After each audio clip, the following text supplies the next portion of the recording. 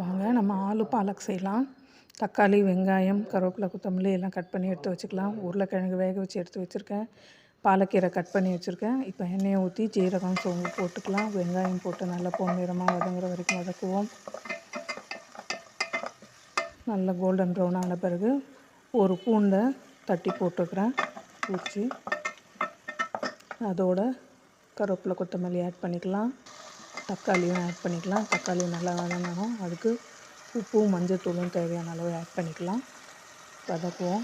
தக்காளி நல்லா வதங்கின உடனே மிளகாத்தூள், குழம்பு மிளகாத்தூள் 2 teaspoon, red chilli powder 1 spoon, garam masala 1 spoon add பண்ணி வதக்கிப்போம். அதோட பாலக்கீரையும் அதில் போட்டு நல்லா தண்ணி கழுவி வச்சதுலேயே இருக்கிற தண்ணியே போதும். தண்ணி தனியாக ஊற்ற வேண்டியதில்லை. அதில் நல்லா வதக்கலாம்.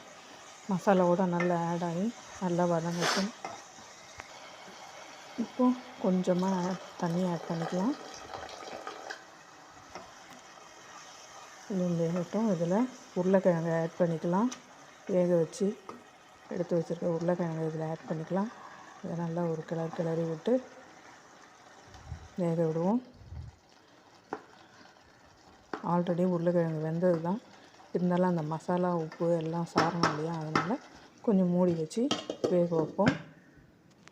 கொஞ்சம் நல்லா வெந்த பிறகு ஓப்பன் பண்ணி இப்போ கிளறி பார்ப்போம். பாருங்கள் எவ்வளோ சூப்பராக வந்திருக்குன்ட்டு.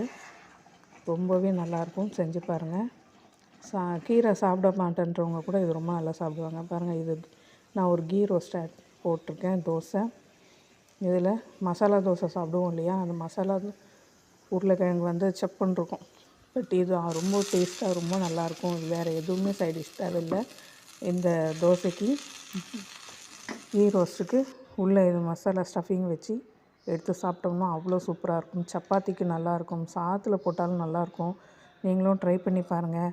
சப்ஸ்கிரைப் பண்ணுங்கள், லைக் பண்ணுங்கள்.